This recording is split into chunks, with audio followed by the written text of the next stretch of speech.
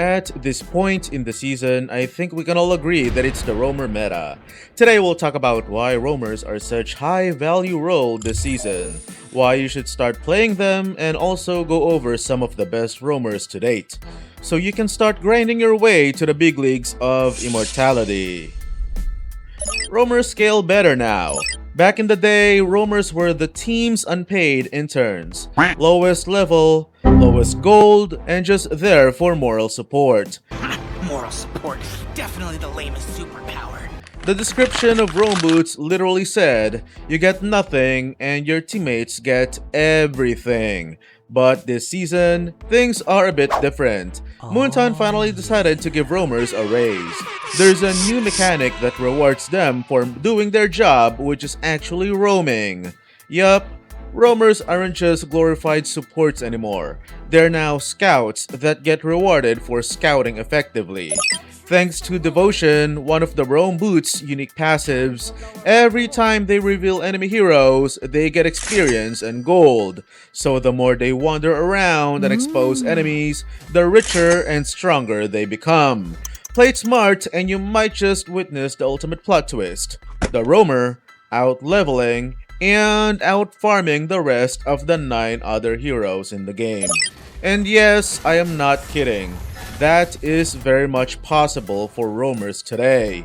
This is why invading is very important now. And to be clear, you don't have to be overly aggressive if unnecessary. Still be careful and don't force a takedown. Revealing the enemy heroes is enough for you to have an impact in the game as a roamer. Roamers are very capable carries. Depending on the hero you pick, roamers these days can actually carry games. And no, I am not misspoken. If your team comp allows it, aggro or aggressive roamers like Khalid, Jawhead, Hilda, and even Natalia can go full beast mode and make the enemy jungler's life a tragic part of history. It's like what they say in the hoods of the Philippines, gagawin kang kwento. Seriously, it's a tough season for jungle mains. With the improved devotion mechanics, roamers can bully them so hard, retribution starts to feel like regret. In fact, in the right setup, a roamer can hit level 4 before the enemy jungler even finishes clearing their side. Roamers have stronger late game impact.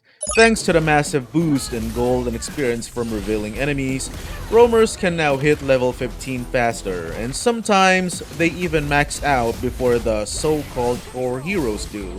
And it's not just the levels. With all that bonus income, they can finish their item sets earlier too, turning what used to be the poorest member of the squad into a fully equipped bodyguard with a grudge. Now let's be clear, roamers aren't suddenly late game gods, but seeing a level 15 roamer before the 14-minute mark, that's a huge deal. That's definitely a first. Late game heroes that used to bully tanks are now finding themselves in detention.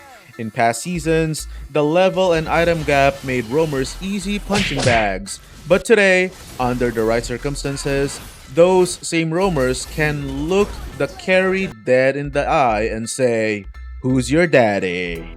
Map changes. Most roamers are living their best lives right now thanks to the new map variants: broken walls, dangerous grass, and expanding rivers. Broken walls is a dream come true for grounded heroes who are incapable of dashing and or blinking but have incredible mobility. It opens up shortcuts and safer routes. Then there's dangerous grass, the favorite hangout spot of every bush-dwelling psychopath. Heroes like Hilda and Natalia practically have a condo here. Sneak attacks, surprise hugs, and free kills all included. And finally, expanding rivers, the moist expressway of the game. Roamers can now glide from point A to point B faster. It gives them more map control and easier access to objectives. Perfect for those who like being everywhere and nowhere at the same time. If you find this content helpful, consider leaving a like, share this video, and if you haven't yet, subscribe to the channel. Let's go ahead and talk about heroes I think are remarkable roamers right now. Let's start with Khalid. Khalid's passive makes him one of the few roamers with incredible mobility. And mobility is insanely valuable in the current meta. With that kind of mobility, Khalid can reveal multiple enemies in seconds, pretty much farming gold and experience just by being the world's most annoying Arab. And let's not forget his first skill, which hits like your dad. Against assassin junglers, it's pure nightmare fuel. And also his ultimate, that's very useful in pinning down multiple enemies. Personally, I prefer starting and ending a game with defensive equipment as Khalid, but if you want to, you can also start with damage, and if necessary, just sell the weapon or the damage item later in the game in exchange for a more defensive approach or more defensive gear. Hilda is basically the definition of built different. With her crazy mobility and burst damage, she's been terrorizing jungles even before the current meta. Thanks to her passive and second skill, she can punish just about anyone, even those so-called tanky heroes who think armor will save them. With her passive skill's percentage-based armor reduction and her second skill with 3 stages of high damage, most assassins are just easy pickings in the early game. Compared to Khalid, Hilda packs a nastier punch in 1v1s, but as a trade-off, she's not as effective as Khalid in teamfights. If you know how to play her right though, slipping in, deleting someone, and walking away like nothing happened, she's absolutely insane. She will definitely shine. Plus, her natural defenses are built like a walking bunker, making her one of the few roamers who can tank hits, deal damage, and still have the audacity to emote mid-flight. In my opinion, I think Hilda doesn't need weapons or damage items, but if you really want to, you can start with Blade of Heptases, then focus on defensive equipment, and if necessary, sell Heptases later in the game in exchange for a tankier build. Glue is another certified public nuisance. This blob doesn't just exist. He lingers, annoys, and heals while doing it. His first skill lets him slap enemies for damage and regen HP at the same time. It's a harassment masterclass with 3 lovely perks. 1. It has a cooldown reset. 2. It deals double stage damage. And 3. It can immobilize enemies just long enough for you to ruin their day. His second skill, it gives him a nice speed boost for roaming around the map and doubles as a setup tool. Combine it with his first skill and suddenly, you're displacing half the enemy team like you're rearranging furniture. The only thing holding this gooey menace back is his ultimate's weakness. It's powerful, yes, but easily countered by high mobility heroes. Basically, anyone who can blink, dash, or scream nope, and run through your team anyway and punish your marksman while you're on top of them. Still, in the right hands, Glue remains the ultimate definition of a sticky situation. Kip's ability to teleport can be problematic in this current meta. Thanks to his teleportation, it's extremely easy for him to exploit the new mechanics of devotion, allowing him to gain tons of gold and experience simply by exposing the locations of enemy heroes. In my opinion, he's not as impressive as the other heroes on this video though when it comes to invasions, but he is capable of reaching level 4 very early in the game, which can be a huge problem for most of his enemies. The problem with Chip is he requires consistent communication and coordination to be effective, making him an unpopular choice in the solo queue.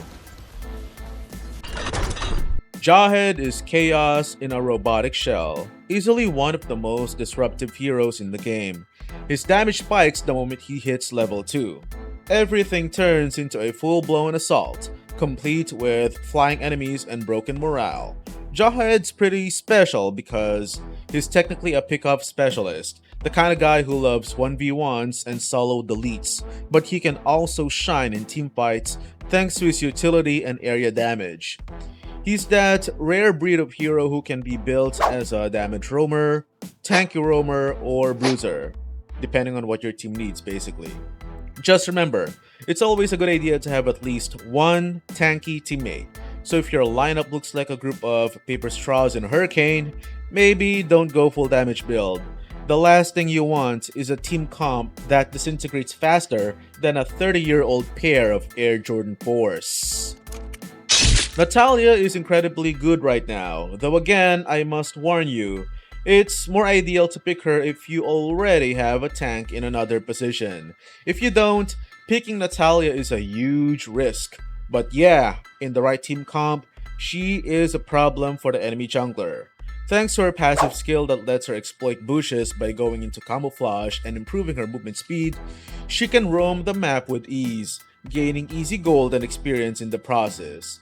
As if that's not good enough, she can also deal tremendous damage since this skill enhances her next basic attack. This skill alone is enough to make most junglers weep, and in case you are clueless how her passive skill works, the bonus movement speed she gains from it does not get removed unless she attacks or is hit by skills. This means she can pretty much roam around without you realizing it, while she constantly gains gold and experience. And any veteran player knows that a Natalia with high level and core equipment is a deadly Natalia. That concludes our Mobile Legends content for today. Thanks a ton for watching, and I'll see you all in the next one. Peace.